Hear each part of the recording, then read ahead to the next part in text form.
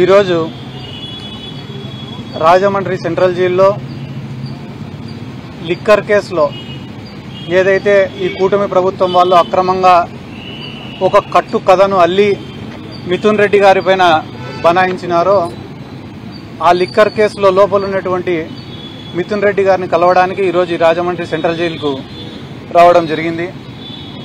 మిథున్ రెడ్డి గారిది ఈ గవర్నమెంట్ వచ్చిన తర్వాత అరెస్టు జరుగుతుంది అని చెప్పి ఇదేం మాకు పెద్ద ఆశ్చర్యం కలిగించిన విషయం ఏం కాదు. ఎందుకంటే గతంలో తెలుగుదేశం పార్టీ అధికారంలో ఉన్నప్పుడు కూడా మిథున్ రెడ్డి గారి పైన కేసులు పెట్టినారు. ఆయన విద్యార్థి దశల్లో ఉన్నప్పుడు కూడా ఆయన ఎదుగుదలను ఓర్చలేక కేసులు పెట్టినారు. కానీ ఈరోజు సీన్ కట్ చేస్తే ఈరోజు దేశ రాజకీయాల్లోనే చాలా పెద్ద స్థాయికి ఎదిగిన వ్యక్తి మిథున్ రెడ్డి గారు.